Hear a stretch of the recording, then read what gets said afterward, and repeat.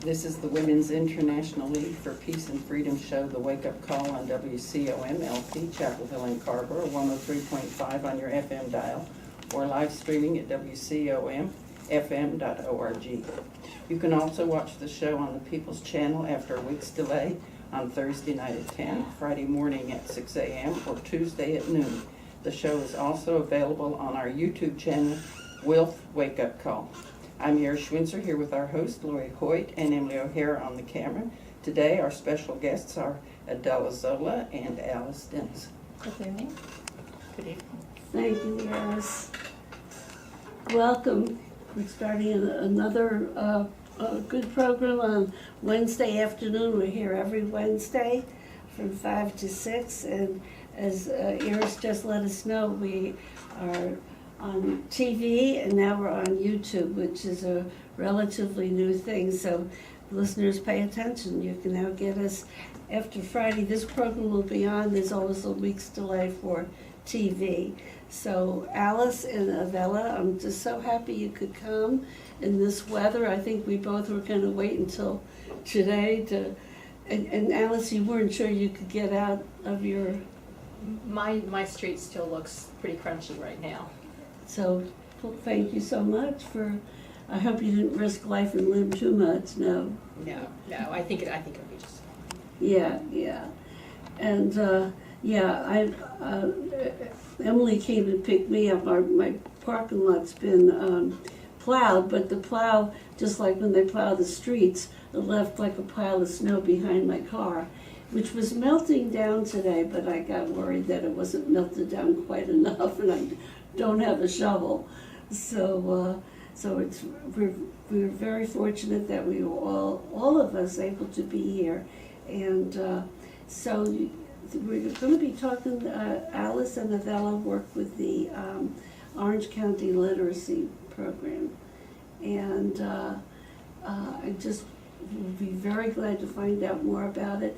One of the people at the Women's International League who's been there with the Women's International League for years and years and years, also used to be director at the Literacy Council. I don't know if you all know that.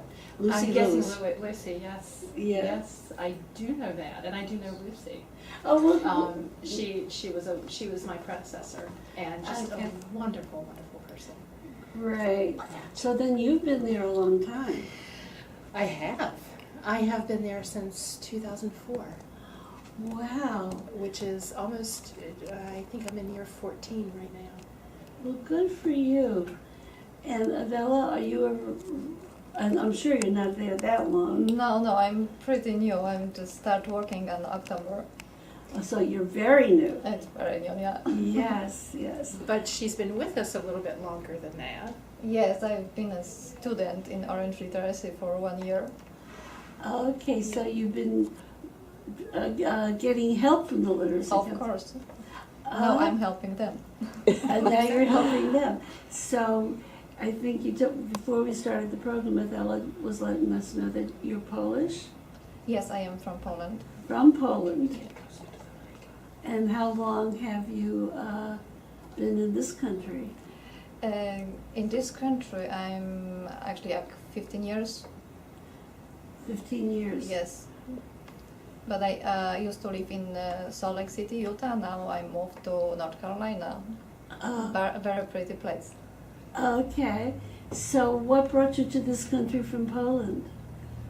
I was au pair. I was studying and learn English, and I came as a student.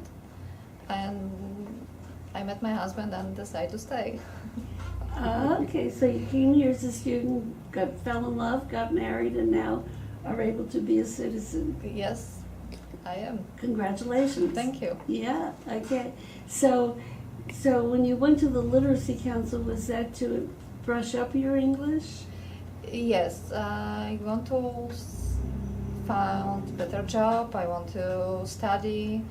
That makes me keep working on my English Mm-hmm. to get something better.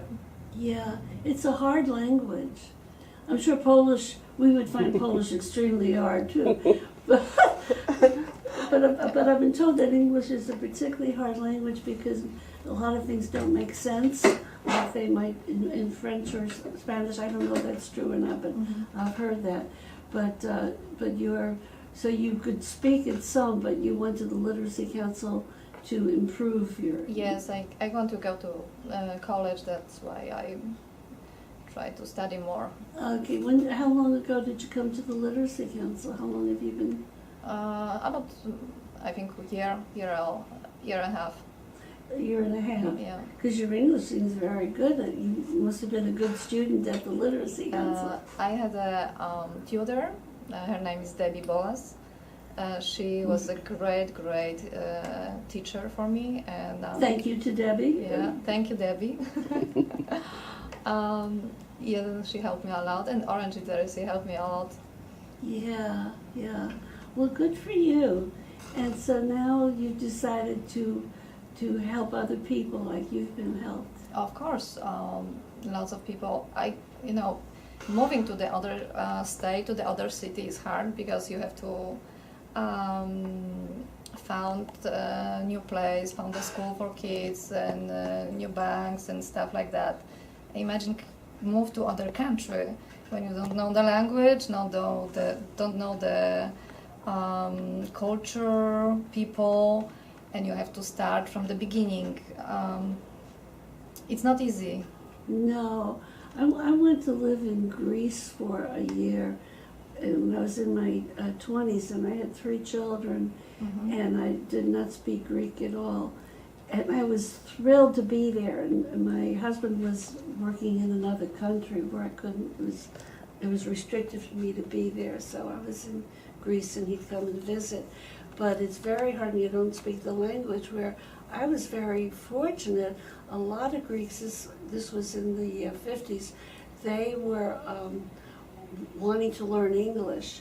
So they were very, very particularly kind to me because they wanted to practice, and so they were very patient with me.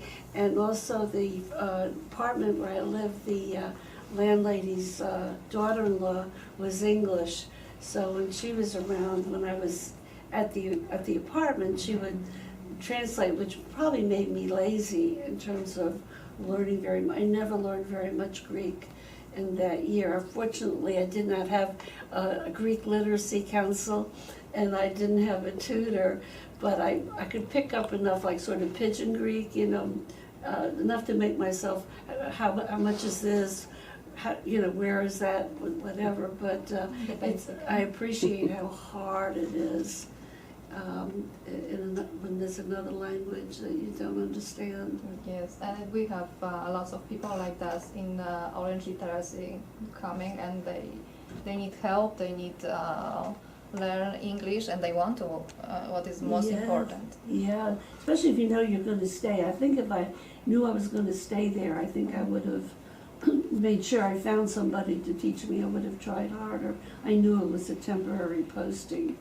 But it was very exciting to be in another culture, very interesting. How do you like the culture here? How do you like it?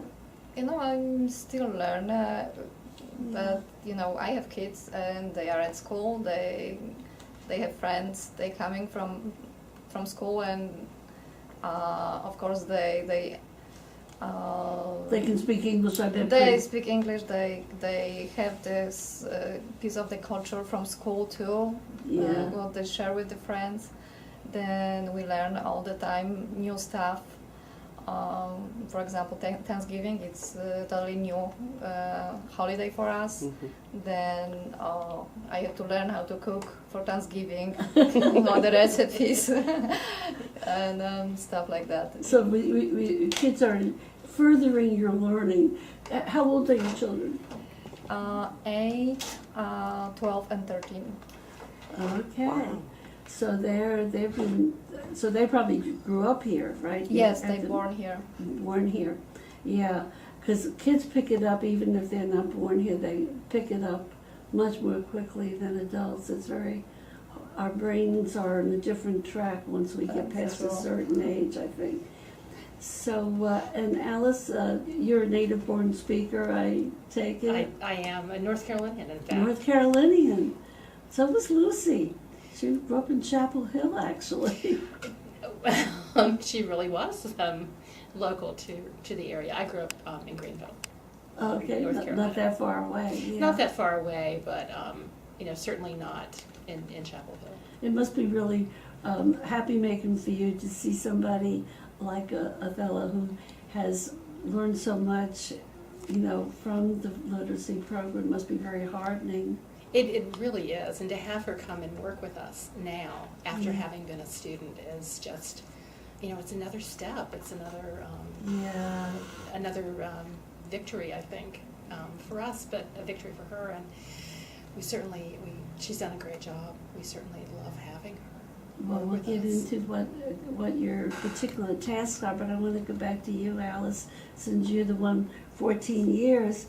So tell us, we know one thing the Literacy Council does. Tell us more about, your programs and how long you've been here and how much do your programs cost and what funding do you get and lay it out for us.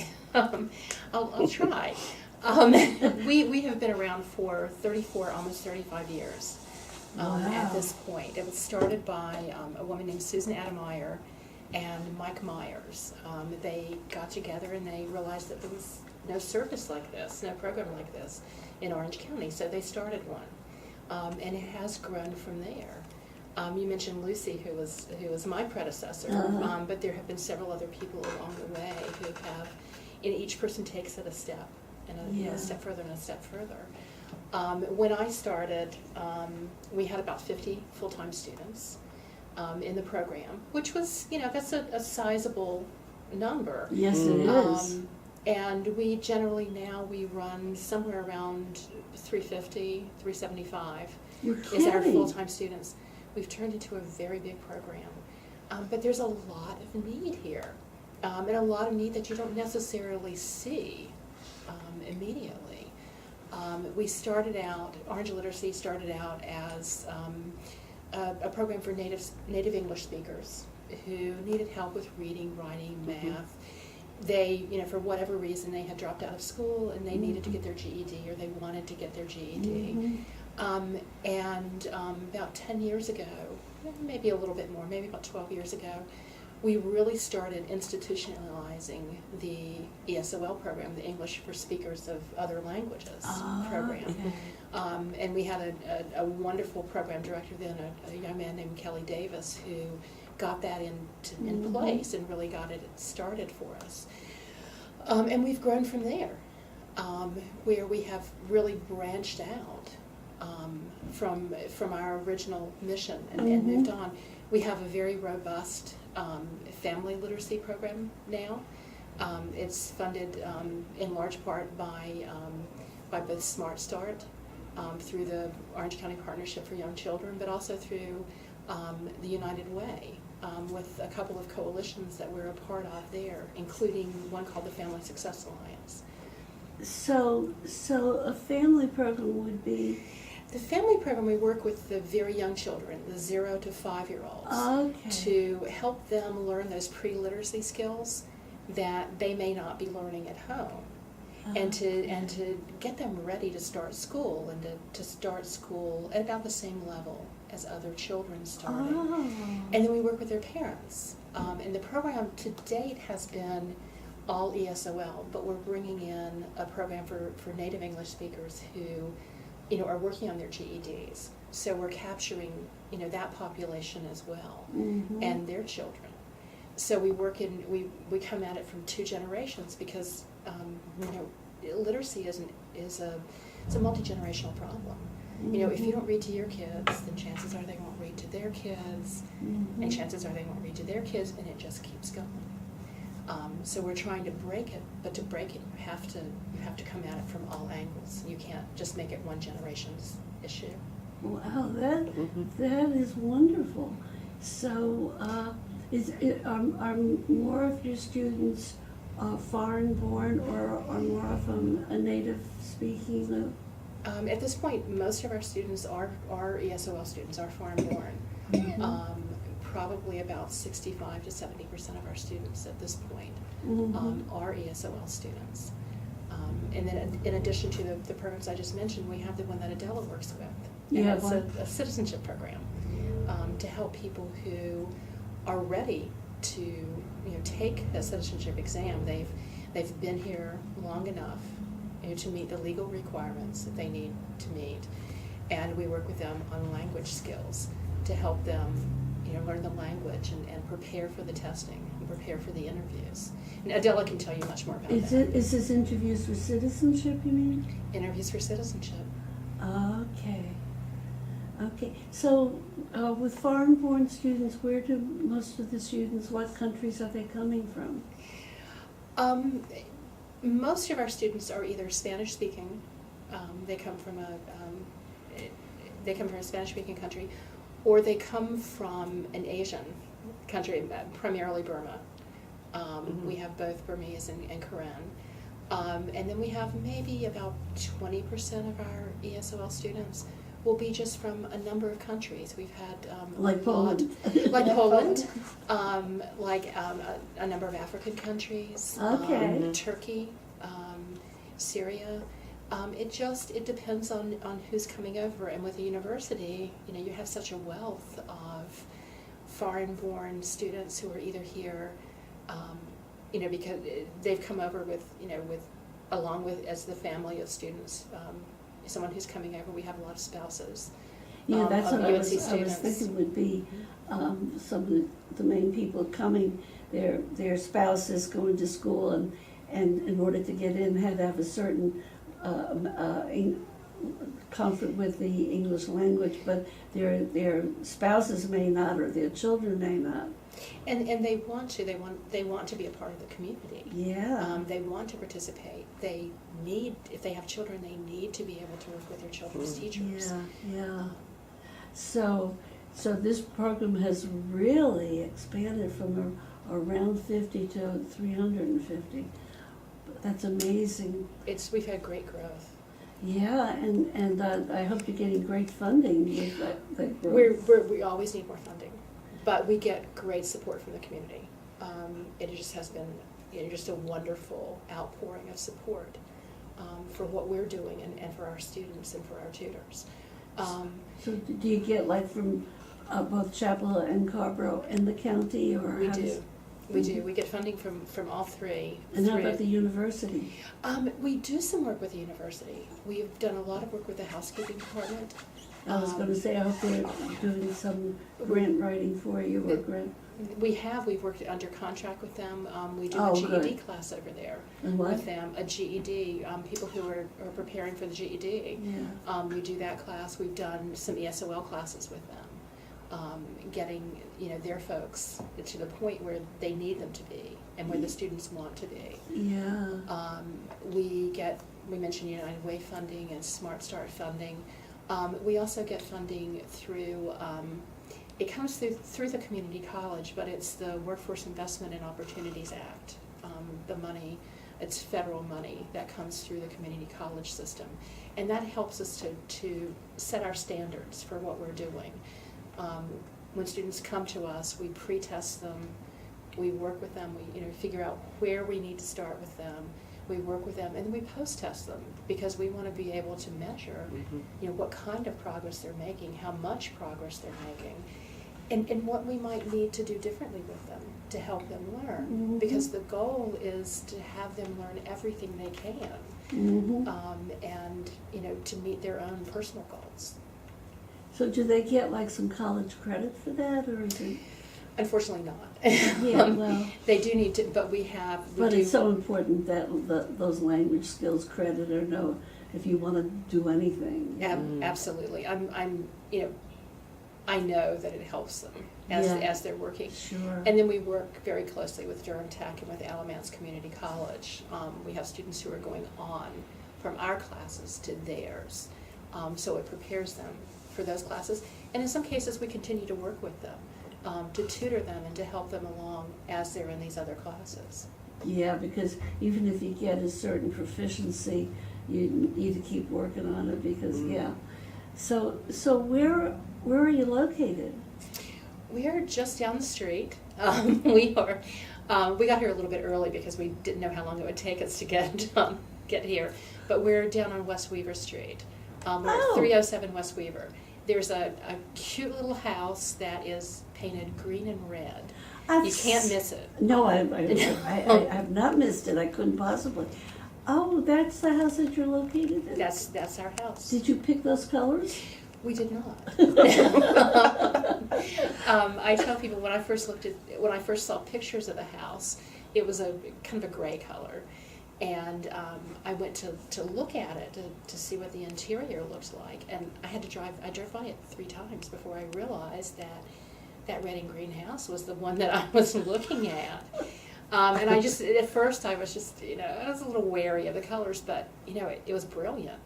The Sparrows, who are our next door neighbors, but also our landlords, painted it those colors, and it's so easy. We just say we're in the red and green house, and everybody goes, "I know that. Yeah, I know that house." You certainly can find it easily. You're right. Yes. Oh, so actually, that's turned out to be a plus. It really has. So I want to get back to Athela. Yes. So you have just started your new. So what are you doing? What are your jobs there? What are you? I'm a citizenship education coordinator.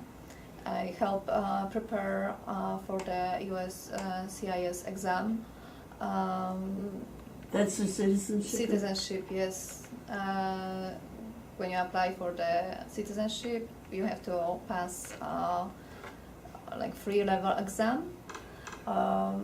You have to pass speaking, writing, reading, and then civic 100 questions. Wow. Yes, that's. It's not that difficult for someone who speaks English, but for people who have problem with English, sometimes it's something what they cannot pass, and we helping them to prepare for this exam and pass the exam. Yeah, I had not realized that to become a citizen, I had not realized that you had to be proficient in English. I mean, I just thought that they could give the exam in Spanish for people who spoke Spanish, or that they could give it in another. You can actually pass exam in Spanish, but if you are here for 20 years legal and you're over 65, then you can pass exam in Spanish. Oh, is it? Yes, that's the Yeah.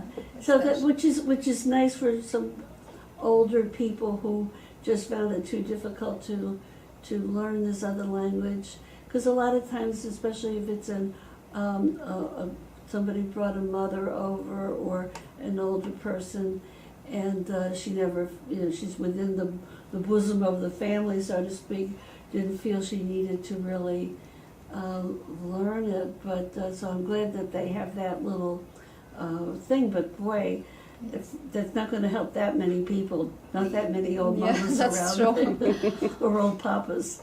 So you have a huge responsibility then. Yes, especially that we do have some students who never be educated and Never what? never been educated Oh, at all. at all. Yes, in their countries, then they don't know how to write and read sometimes. Then we have lots of work with them. That's a lot of work, yeah. So even if they're older, they had been deprived of any kind of educational possibilities. Yes, we have lots of countries on this world, and some of them are very poor, and Yes. And a lot of disruption, like with the Burmese people who come, there was a lot of hardship. and also from South America. Yeah. Some countries they very poor and they really need help. Yeah. So for some people, it's really starting from scratch in terms of even having some idea of how you. do you teach them in English, or do you start them off to teach them like to read in their own? We have teachers and volunteers who speak mostly English, but we have some people who speak also Spanish and help them. And help them? But mostly we have English speakers. What is good because if someone learn other language and he knows this person know his language, then it's like easier for them to communicate with their own language. And not make It's- that extra it's- effort. Yeah. It's like the example you gave when you were in Greece, that you had people who wanted to learn English, so they would speak English to you, and you got a little bit lazy perhaps in Yeah. learning Greek. Yeah, it made, same thing it, can made happen. it easy, Mhm. and especially with the English daughter-in-law when I was stuck, you know. Yeah. Exactly. That's the same thing that our students face. It's Yeah. sometimes it's so much easier to slip into your native language. Mhm. Yeah, yeah. So how is it going? You started in October. That's just a little bit ago. How is it going? Are you feeling pretty comfortable? I'm still learn. I still have some trainings, and I've been with this process before because I'm a citizen here, and I've That's been right. in the process to become a citizen. Then I know a little bit about this process, what's make me a little bit easier with the students, and I know how to help them.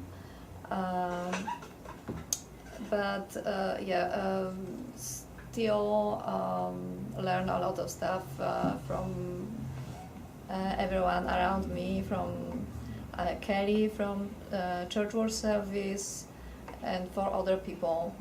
Well, we're going to take a break now and come back to Athela and to Alice about, we're learning a lot about the literacy program, which is really wonderful. Okay, we're going to take a station break. Oh, that's right, we're Sherry, so you This each is could have Bill's one. Wake so Up good. Call on WCOMLP Chapel Hill in Carver 103.5 FM. You can stream us live at WCOMFM.org. Okay, I'm just going to make a brief announcement, just sort of brief. As probably anybody who's listening to our show or the station is aware, the really hot, big, heartbreaking issue going on in Chapel Hill. Well, there's other issues, but the big one right now is Silent Sam. And we were waiting till the middle of November to see what decision was made. Many people made input to the chancellor. I know our organization did, I know the faculty did, the black faculty did, the students did. And so waited to see what they were gonna come up with. And it says here, on Monday, the UNC Chapel Board of Trustees, that was a week ago, will vote. And what's the shocker is what they came up with, which is much worse than any of us imagined that they would come up with. What they're talking about doing is building a $5.3, I think, million shrine for this statue, you know, which is really a shrine to white supremacy. And this is the only public university in the country that is building a shrine for that. And that not only that huge expense when they're always crying poverty and justifiably so, and needing things to keep the university going and being a credit to us all. They want $800,000 a year to maintain it and to keep the security that they feel it's going to need. And then, as they talked about it some more, they threw in an addendum that maybe they would want to have another $2 million a year to have a roving mobile police units going around campus, which is, of course, militarizing the campus. That, I'm not sure if that's like a PS or how much they're, or just throwing it out there to see who salutes and if they can get away with it, I don't know. But It's not definite yet. That was the recommendation of the trustees to the Board of Governors. So the Board of Governors is supposed to be meeting this coming Friday. The snow will be almost melted, and they'll be meeting over that education building right to the left of the Friday Center. There's parking, and but you have to be there early, about 20 to 8. And there's room for maybe not that many to get in, although quite a few of us got in at some of these previous meetings. So putting the call out, please try to come, get your voice heard. Call the Chancellor, call Chancellor Folt. And it's not over till it's over, and even when it's over, it may not be over, because there's going to be a change in the legislature. And not as much as we would wish, but it's going to be significant enough that we might have a fighting chance after January to squelch that. The excuse they use is the legislators saying you can't move statutes like that. However, there's a little clause that I think could be paid more attention to, that for the safety of the statute. So. So since this is it's not just the students who have been peacefully protesting, but it draws these white supremacists from places like Alamance County, a lot of pretty rough people coming in. And so it's a draw for people that we don't need on our college campus that can be threatening to our students. So folks, anybody who can come, but if you can't come on Friday morning, make phone calls, emails to the Board of Governors and to the Chancellor. And I think that is about the main. Yes. The students that are going to be there would love to have a freestanding tent in case anybody has one and can show up with it. Thanks. So, and I think the Raging Grannies will be there, or maybe some of us will be there. And I know a lot of Wilf people will be there, and a lot of other people. So that's the main announcement. We're going to get back to our guests. We're featuring today the Orange County Literacy Council, is it? Council? It's the Orange County Literacy Council, but we go primarily by Orange Literacy. Orange it's a little Literacy. Snappier. Yeah, Orange Literacy. There we are. Very snappy. And it has evolved from 14 years ago when one of our Wilf sisters, Lucy Lewis, was director, and at that time they had grown and they were having about 50 students, and now it has, wow, over these 14 years is now up to 350 students, and they also have it started out more for native-born people who needed to get their skills in terms of reading and writing. That was when it started. That's where the need was. Yeah. At that point, Absolutely. And we've had a lot of migration, a lot of immigration into the area, and with anything needs to change. Needs change, and because way back then a lot of people there was Jim Crow was still operative, and a lot of people did not get a very good education. That's still an issue, obviously, today, about fair and equal in many respects. And there was more social promotion and those kinds of things that just don't exist today. Yeah. The school systems have made so much progress Yeah, in really being so much more inclusive yeah, than they had been. yeah. So the idea would be to work ourselves out of business. Yeah, to the point that would where be we ideal. would just we would just be unnecessary. So, so as needs evolved, there was more and more need for foreign-born students. We've had a huge influx of Hispanic people coming in to work here, and then a lot of Burmese came in who were essentially refugees fleeing hard conditions and dangerous conditions in their home country, so that the Orange Literacy stepped up to the plate, where the increased needs, they've been increased, and I know that takes a lot of work in the office to match the increased needs with getting grants, getting all of that is difficult. Well, grants volunteers, because the majority of our work is actually done by volunteers. That's a good point. Our tutors are incredible. You know, they make a substantial time commitment. So this is not only money is always needed, but volunteers are needed. Volunteers are needed. Money is needed. Money is always needed, and Always we've had needed. great support from businesses, from individuals, from organizations. We continue, to get great support from the community. Well, what's wonderful about Orange Literacy is that it's not controversial. Anybody can recognize that to have a good community, you need to help people be their best and most productive best.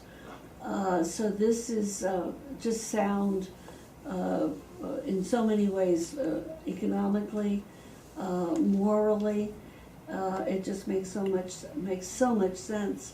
And I think I read somewhere written down that you're in several locations, even though you have an office right down the street from us. We have an office down the street, and when we moved there this summer, we had been over in Carmel, up on the second floor, Okay. and we doubled our space, and we thought, originally I thought, well, we'll rent out an office or so to somebody who needs it, and, we'll kind of grow into it. There was no growing into the space. It was full as soon as we got there. We've had just a lot more people just come to register, a lot more people come to volunteer. There's just a lot more awareness that we're here and where we are. So we do still have, and we will continue to have locations away from Weaver Street. We're up with Orange County Schools. They have housed us in 3 of the schools up in Hillsborough, in the Hillsborough area. So parents of their students and other adults in the community can come and get ESOL classes closer to where they live. Oh, that's great. We have tutoring going on in Hillsborough. We have, we work with the Refugee Support Center. Adela has classes going on there. And where is that? It's in North Carolina Apartments, refugee center, and I also have classes several different locations like Burlington, Hillsborough, Durham, Apex, Garner, because they need us. Yeah. So it's like have skills to offer. Will travel. So you go to all those places. With this particular grant, we do. With most of our work, we are in Orange County primarily. We do some work in Alamance, but for this particular grant and the way that it was written, we're a sub-grantee to Church World Services out of Durham, and these are requests. Church World Services is one of the refugee support organizations in the area, and they have the grant with USCIS, which is out of Department of Homeland Security, and you back it up. Boy. And there are layers in there. There's layers, yeah. But Church World Services, we have been working with them, and this is our 3rd year in the grant. Wow. And they have, they work with different locations, and we work with them on those with this grant. Well, that is so interesting. So many things then are changing for you all to keep on your toes with different grant requirements, different expectations of you. So how are you holding up, Alice? I'm holding up just fine. Do I'm you- enjoying this. Well, I'm sure great it's to see exciting this. to see, these different ways that you can meet people's needs and so do you have help in the office? We have a lot of help in the office. There are 6 of us who are full-time. So we're a larger organization than we had been when Lucy was there. Yeah. We have Diana, Daniel Lorente, who is our ABE coordinator. What's And ABE? ABE is Adult Basic Education. Okay. And she does the Adult Basic Education, which is the native-born, Okay. primarily native-born, Mhm. and those who are working on their GEDs, Mhm. who are preparing for that. Tyler Gilmore is our ESOL coordinator, and he works with the different groups doing that. Lisa Bobst is our family literacy coordinator, and she is the one who's working on the magic with the family literacy classes, Wow. along with Samuel.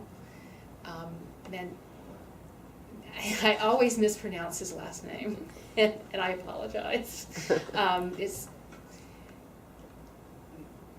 oh, help me. Just Samuel. It's just Samuel. That's okay. But he was also one of our students. He is What's his first name? Samuel.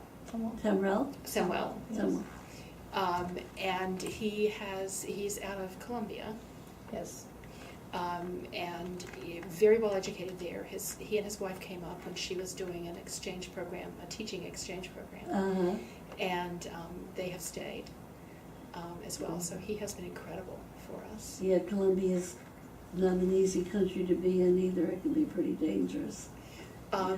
So we have not only a bigger staff, but a more international staff.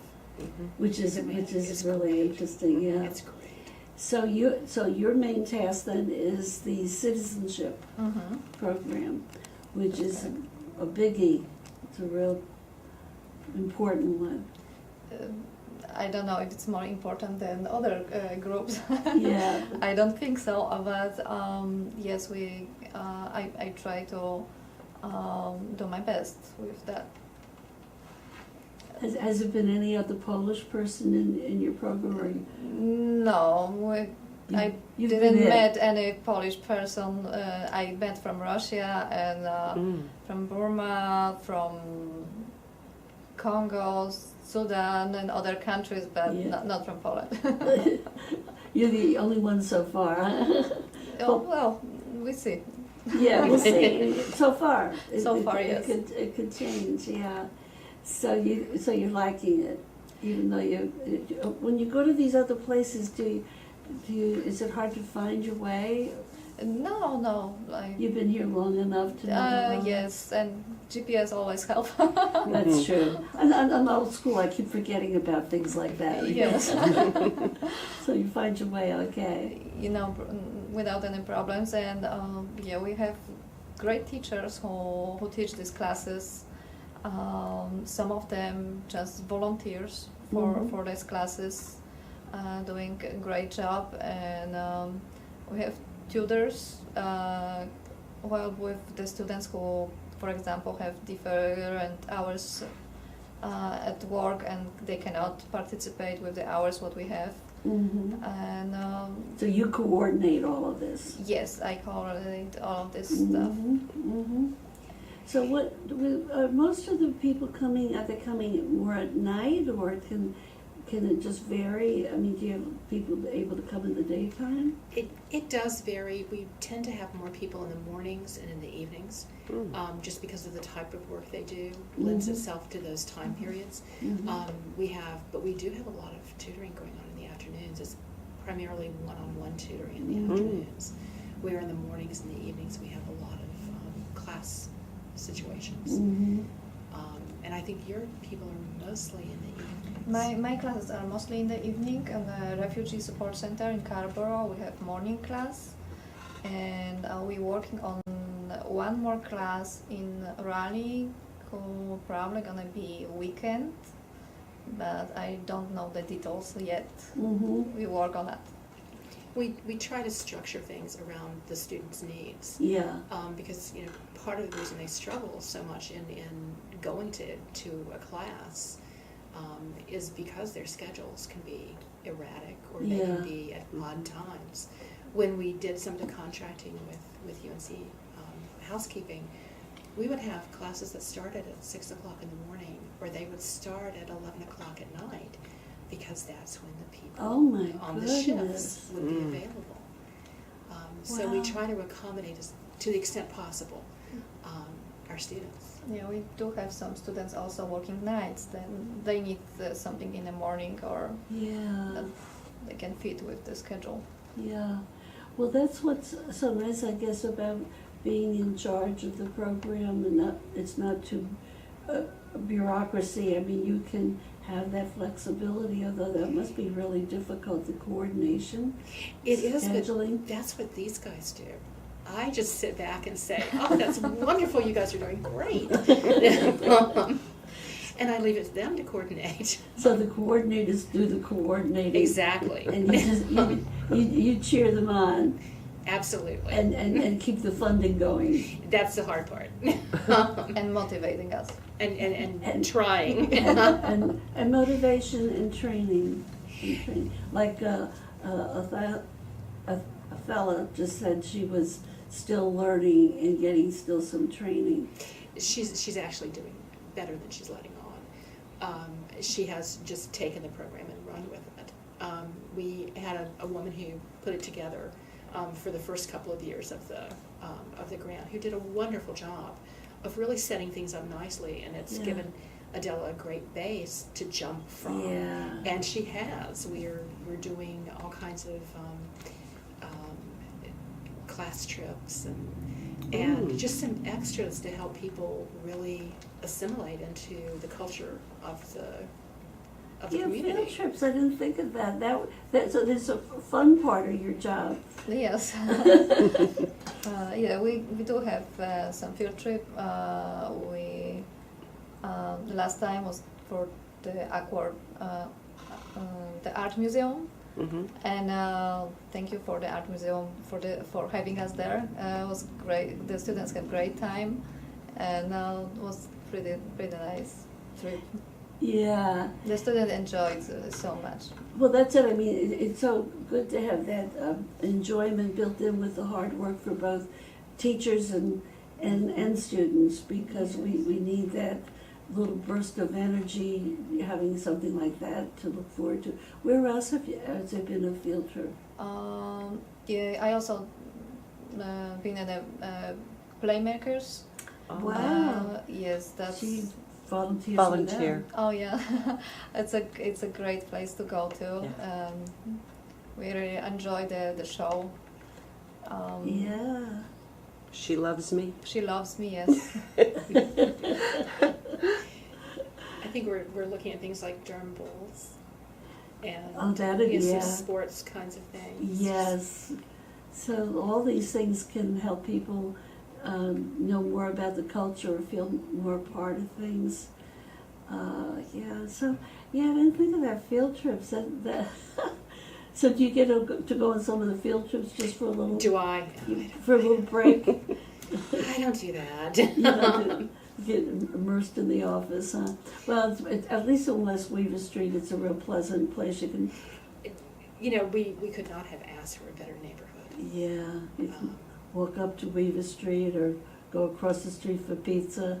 Absolutely. Yeah, Absolutely. It's a pleasant We're not place. quite as close to Weaver Street as we were, but Not quite as what? no, we're not quite as close. We used to be upstairs in Carmel. In the Yeah. So it's not exactly go down for coffee anytime, but Oh, that's true. it's, That's true. Yeah. it's a block and a half. Yeah. So, what So can you have say? a staff of 6. We have a staff of 6, and then we use a lot of contract instructors.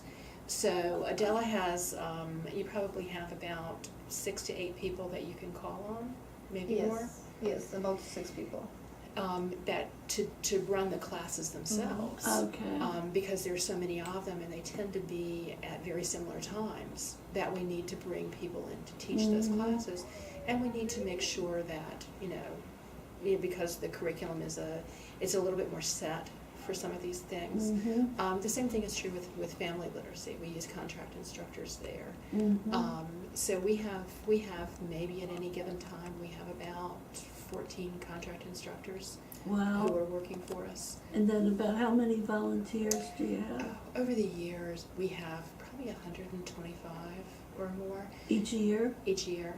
Some of them are people who come back each year with us, and others, we have turnover. We have Yeah. new volunteers come in. Not all of them are tutoring. We have some people who help us out in the office. and just do some things there. We have some people who, because tutoring takes such a time commitment, we're looking at anywhere between 4 to 6 hours a week for tutoring, that they may not be able to, they may not have that much free time, but they'd like to help out. So they come in and do some other things with us. Yeah.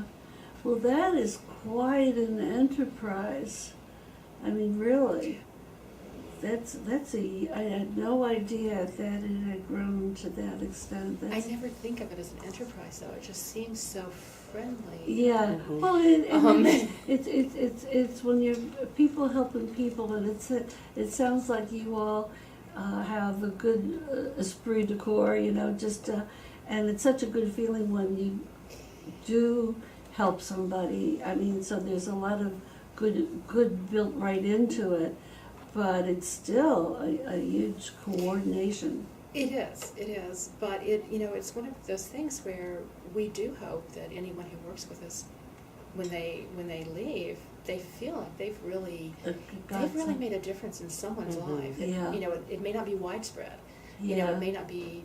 You're not affecting the entire community, but you're really having an effect. Oh, you can just imagine if you had difficulties with any part of that speaking, writing, reading, that it can make a huge difference in a person's life to even make some improvement, even if people maybe don't get to quite where you hope they might get to in each case. I mean, some have more ability to catch on than others. I would think there'd be some. It differs with each person. Yeah. And with adults, it's so different than it would be with the children. Yeah.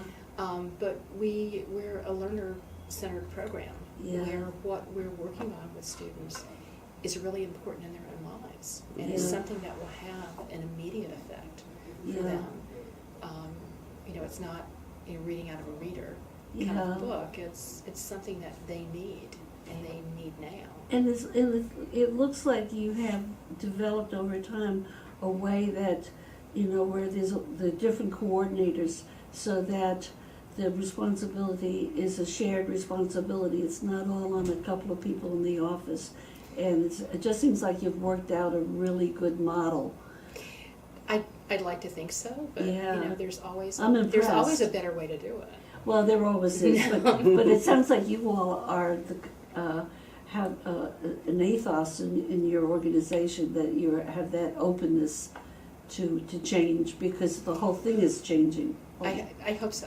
Yeah. I hope so. Yeah. Because there are always things that come up and come out, and Yeah. new ways to do things that are more effective, and new technologies to do them. Yeah, well, that too.